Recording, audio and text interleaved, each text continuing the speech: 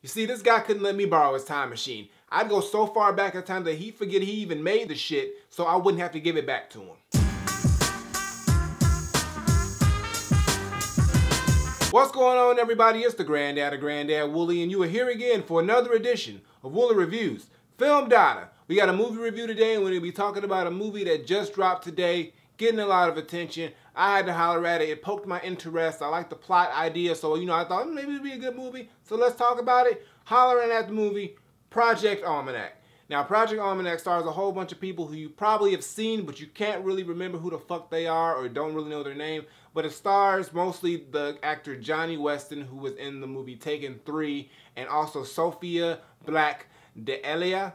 I think that's her name, and she was in the movie The Immigrants, which was 2013. It's like an indie type movie, but they really haven't done anything really super major. But this movie stars both of them, mainly as the characters, and a whole bunch of other people. Now, the main character, played by Jonny Weston, name is David Raskin, is a young teenage high school kid. He's a very smart dude, really, like, he's a fucking genius pretty much, and he is trying to get into MIT, which is a very prestigious scientific college school, for nerds and shit who make all this crazy shit. So, engineering school, actually, sorry. But he's trying to apply for this scholarship, and he makes this crazy invention that he thinks is going to get him in, and he sort of halfway kind of gets in. Like, it's not a full scholarship. It's like they threw him a little bit of money and say, hey, you got to pay for the rest, but the nigga broke, so how the fuck he going to pay to get in MIT? So now he's, like, worried about what he's going to do. His mom, ain't got a job, and they're going to lose their house, and a whole bunch of shit's happening. It's not looking good for David. And on top of that, he got a crush on this girl who absolutely, possibly just ignores the hell out of him, but he's like infatuated with her. So it's typical high school nerd shit that you deal with when you in high school and you a nerd and all this shit. So he's trying to find another idea to get into MIT, and he ends up finding his dad's old video camera. His dad passed away when he was a young kid, and he ends up figuring out that his dad had a basement where he had a laboratory, because his dad was sort of like an engineer or a scientist too. And he finds the blueprints for this thing called Project Almanac, which is actually the blueprints to making a time machine. Now, apparently his dad couldn't figure it out, or he left it there for his son for some reason or some shit. But they actually, him and his friends, who are all actually big, smart science dudes, actually come together and try to build this machine. And they actually are able to build it and actually able to time travel. So that's where the movie kind of picks up. They finally build the machine. They actually, are testing out and are actually able to go back into time to certain periods of time. And they're actually enjoying it. And they do things with the time machine that you would probably typically do. And they have a lot of fun with it. And they're actually really, just getting used to it. And they actually think this is the greatest thing they've ever done. As time goes on in the movie, though, they start to realize that things are occurring because of using this time machine. And certain situations are being, a ripple effect. I'm not going to say what situations are happening, but things start to get really, really bad. And the main character, David, who is actually the brains behind everything, is actually the main person causing all these problems to happen, because he's actually breaking his own rules that they have established when they made this time machine, him and his friends. So as the movie progresses, it gets more and more intense, and the situations get more and more severe by using this time machine until it comes to a point where he has to figure out how to fix all of the things that have happened due to this time machine, the good and the bad, and in between all that, trying to make sure that his friends and his family are all safe and not, affected any more than it already has due to what he has created. So he actually ends up in a point where he has to figure out what's more important, what he wants or what's best for the world.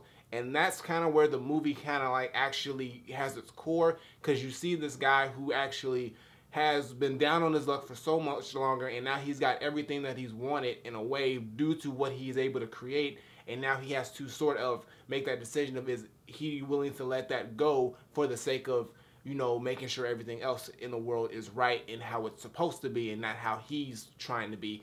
In a way, he sort of feels like he's playing God with using this time machine, and he doesn't like that. He likes certain parts of it, but at certain parts of it, it's actually causing more problems than good. So that, for the most part, is pretty much the basic premise of the story, and as far as the acting goes, it's done very solid.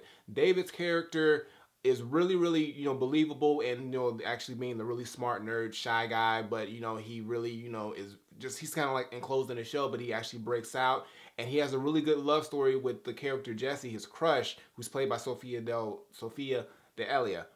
I'm gonna mess up her name all the time. I don't give a fuck. Sorry. But, you know, their love story is actually really good and, you know, and frustrating at times, especially on David's part because he's a punk ass sometimes. But you'll see what I mean if you watch the movie. And also his friends, Quinn and Adam, they actually play really good roles in here too. And it's all believable and you really just get invested in these characters. And what I like is that around the ending of the movie, there's a great moment between David and his father with the footage.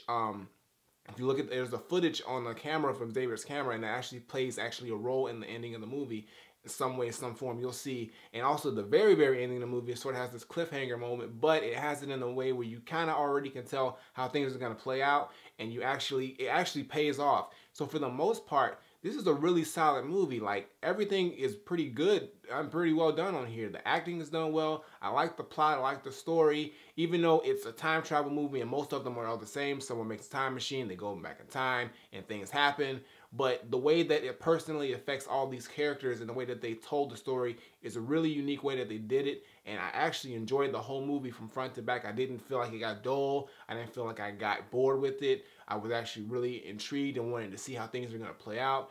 And I just liked the whole movie in general. I was really impressed with Project Almanac. So, hey, there's nothing really bad I have to say about this movie. They all did a really good damn job on here. So, thumbs up to you guys. Nothing more to say. So, my final verdict, I'm not saying that Project Almanac is an all-around solid movie. The acting is good. The story is very unique, even for a time travel concept. And it pretty much keeps you entertained the whole way through. All I'm saying is that it is a very strong story for the most part. You don't fall off with the movie. They actually take it step by step and they actually translate it well. You get to see these characters develop. You get to see things pay off and then certain things get taken away. And it's just a very intriguing plot that they actually expanded on because it has been done before, but it's been expanded to a point where it's been done in a unique fashion. So for the most part, Project Almanac is a really good movie, and I think it's a great sci-fi thriller type movie that you can go check out. It's got a lot of nerd shit in it, but it's also got a lot of got a good love story in it, and it's got it's got sort of just a lot of suspense and everything else. So for the most part, all I gotta say is that Project Almanac to me is 100% Granddad approved. Definitely go check it out. It is worth the $11.50 popcorn and a drink. Go check it out. Nothing more to say. It's a good movie. Time travel is the shit. I wish I had a time machine. I need one to fix my career.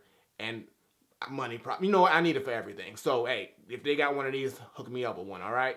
Nothing more to say, though. Flip it. All right, guys, that's going to do it for today's video. Make sure you give me a thumbs up and drop a comment. Tell me what you think of Project Almanac if you've seen it. If you haven't seen it, like I said, it just came out today. Hit the movies up. Check it out. I think you'll enjoy it. Let me know the feedback. Previous video was on the side as well as my music video. Check those out. Show them some love. And as always, Twitter, Facebook, SoundCloud, Instagram. Links in the description below. And subscribe. Buttons on the screen. Button below. Woolly Reviews twice a week. And next month I got some news for you guys. I'm not going to tell you what, but let's just say it's video game related. So be on the lookout for that. So until next time, I take my leave. Granddad, Project Almanac. I'm out of here.